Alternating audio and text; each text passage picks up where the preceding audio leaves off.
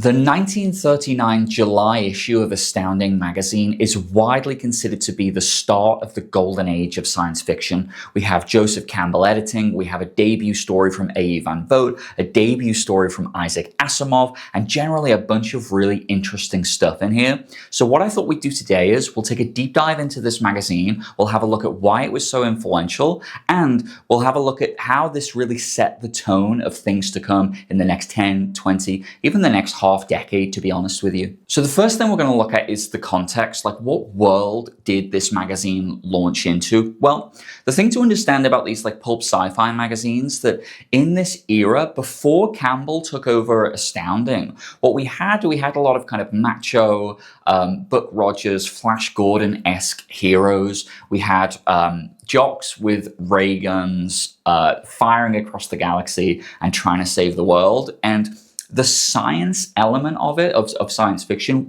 it wasn't really there yet. It was more, I guess, space opera is how we think of it now. But this kind of rigorous idea of science and scientists and, you know, what might the future look like, and this looking toward the horizon, all of that stuff wasn't really there yet. So when Campbell takes over, about a year before this issue, we start to see a few things from his editor's notes and from the little commentaries that he puts in the magazines, that these more scientific concepts are things that he's really, really concerned with. But obviously, the way that these magazines run, he's not going to have an immediate impact because he's still publishing stories from the previous editor. A lot of them are in these kind of 6-month, even 8-month cycles. And so his impact, you can't really see it until we get to this issue. On top of that, in the same year, the New York's World Fair launched. And we have a lot of kind of techno-futurism. We have like, what is the world going to look like? The world of tomorrow, highways and fast cars and interstates and all of these sorts of things. You can actually go online. I'll put some pictures up as we're talking now of the World's Fair. And you can see that even now,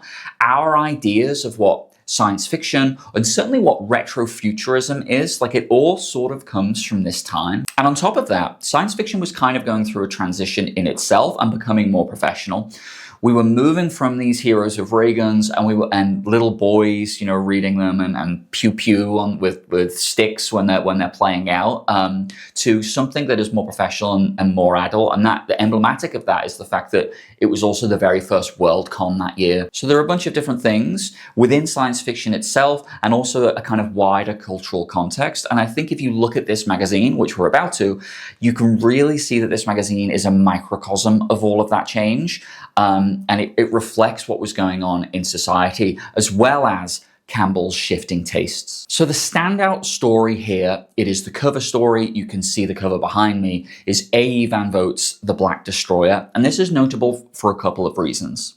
First of all, like I mentioned, there are no ray guns in sight. The heroes of this story are a team of scientists, and they save the day by using scientific concepts, scientific philosophy, and generally they kind of outsmart and outthink their opponent. So what is their opponent? The story starts with this title creature, the Black Destroyer, and it is this giant, almost like philosophical, where we're in its head and it's wandering around this dead world, having essentially killed everything, and it is hungry, but it is also intelligent, and it spots these group of scientists. And what you think is going to happen is that it's going to be this big battle. There's going to be a fight. There's going to be gore. There's going to be shooting. But what it is this beast who is intelligent and these scientists, and it is kind of a battle of wits as they slowly try and maneuver into position to achieve their end goals. This really was unlike anything else that was going on at the time. Another reason that this story is memorable is just the writing itself. It's incredibly atmospheric. It's an incredibly slow burn, especially those first, I would say that first third, where we are introduced to the Black Destroyer and we're in its head and it's wandering around this kind of barren landscape, is really beautiful. The writing is really, really strong, and it would really hold up today, I would say. I easily think that this could be published today. When we like move on and we get into a bit of the techno babble, I think we kind of roll our eyes at that stuff now, but obviously at the time it was incredibly a pioneering thing, and people hadn't really seen that kind of thing before. In fact, the novel that it would become, The Voyage of the Space Beagle, I don't think that you get Star Trek without it. And finally, and this is something that occurred to me as I was reading this, this creature itself, this kind of panther-like being, which is massive and it has these tendrils that come out of its back.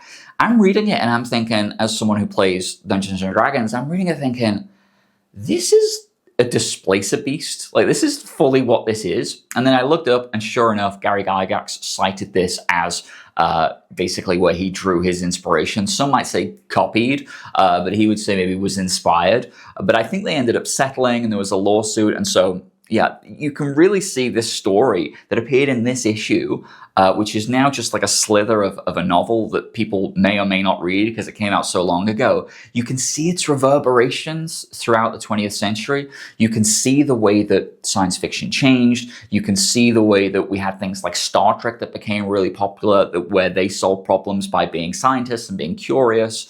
And you can even see, you know, reflections in pop culture, even beyond that in things like Dungeons and Dragons. So when I say that this issue is influential, this is the kind of thing that I'm talking about. The next story that we have in this issue is by Isaac Asimov. Now, Isaac Asimov obviously is a titan of science fiction, and he published bits and pieces before, but this was his first time in Astounding.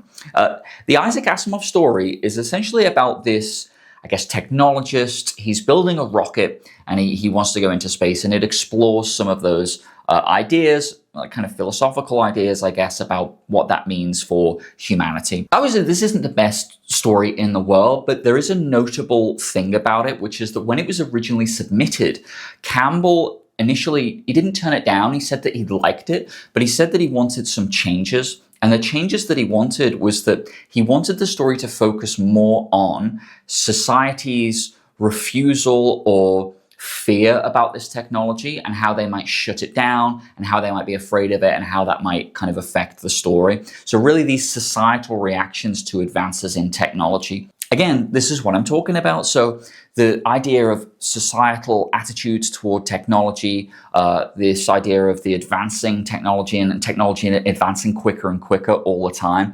This is also the era, by the way, where the atom is being split and we're thinking about nuclear technology and what might happen in the future. So we saw this reflected in society. We saw people like, do we want nuclear power? Like, what does that mean for the world? And so the fact that Campbell has the foresight and the vision to go, these are the ideas that we're going to explore in these stories, is just incredible to me for 1939. And he really changed the way that people thought about science fiction. So another reason that this is significant is that it's not just fiction in this book.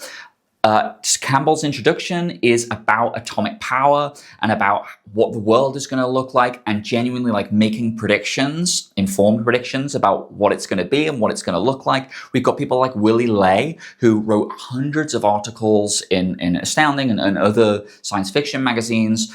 He's got an article in here, and he was like a technologist, and he talked about rocketry and how are we going to get to the moon and how are we going to leave Earth. And he's like a big proponent of that. I would say it almost comes across as kind of activism. And he's talking about, no, we need to do this and we need to do this. And there's a real excitement to it. There's like a budding excitement. And so what you have these stories and you have this real life science and speculation. And there's a genuine excitement to it all, right? It's like we are living in this incredible time where technology is advancing at a rate that we've never seen before.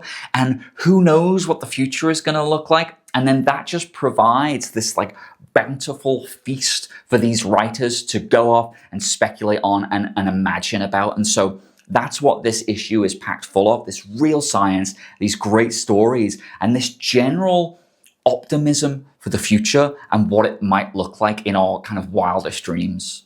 Another thing that makes this kind of interesting to me is that I always had, and I think a lot of people have, the perception that science fiction is a bit of a boys' club. I mean, generally speaking, when we look throughout time, we can see examples of female authors changing their names to sound more like male authors. So even we go back to the Brontes, my favorite science fiction writer is James Tiptree Jr., who obviously people thought she was a man for the longest time. Even like more modern day, like J.K. Rowling, obviously her initials were changed, or her author name was changed so that they thought it would appeal more to boys, or they thought that boys wouldn't necessarily go in for a female writer. So we can see this throughout time, but I think I specifically felt, because these magazines were aimed at young boys, especially at first, that it was probably going to be mostly male authors. But in this issue alone, there are 2 female authors, Pride and Place, sitting alongside Asimov and Van Vogt, who are, titans. Yeah, so we have C.R. Moore and we have Amelia Reynolds in this issue, who are both like fairly prominent and publishing at the time. And what this shows is that Campbell really didn't care. Stories are king. If you can write a good story, you're going to appear in my magazine. And the final thing I want to mention is that it's not just this issue. It's, like I say, it's the year itself. It's the world that it was published into, but it is also the issues that follow it. So in the very next issue, Robert Heinlein debuts. In the issue after that, Theodore Sturgeon debuts. I mean, these people become the linchpins of the golden age of science fiction. And within a 3-month period, they'd all made their debuts in Astounding. So what we have here is a kind of cultural crosswind, like a bunch of different things all happening at the same time, and Joseph Campbell there with the right vision and the right voice to take advantage of it. The final thing I want to mention here is if you're interested in reading some of this stuff, and I recommend that you do, obviously we have these early Campbell issues. My favorite is probably early 60s. We have the launch of Galaxy magazine under the editor H.L. Gold, and I tell you, there are just some great stories, and you can read most of this stuff for free through Internet Archive, or just give it a Google search and this stuff will come up. I actually put it on my tablet and I have like the page turn mode, and it kind of just feels like I'm kind of going back in time and enjoying these stories for the first time. So they're really easy to get hold of. I recommend that you go and have a look and just enjoy. It's an absolute feast. But that's the end of this video. I will say, you can tell that I've been really into this stuff recently. You'll probably be able to see like behind of me, I've been buying, like, this is like the magazine of fantasy and science fiction. I have some like old issues of Analog magazine in there. I've been kind of obsessed with this stuff, so that's why I wanted to make this video. But my aim here, I want this obsession to pass on to you. I would like the kind of rebirth of the short fiction magazine. And by the way, the thing I haven't mentioned, these issues, you go have a look in them at the time. This is in 1939. The graphic design, the art, like there's a lot of really nerdy stuff that I haven't touched on today that's really cool in these old issues, and I would like to see a return to that. So if you enjoyed this video, you feel like, oh, that's interesting, go and check this stuff out. Leave me a comment below and let me know like what you thought, some hidden gem stories maybe that you found that are kind of locked away in these archives. I would really genuinely love to know, and I'll probably go and chase them up after you mention them. And if you did enjoy this video, don't forget to like, subscribe. I post videos every week. I post daily shorts, so there's all kinds of content coming your way, and I will see you next time.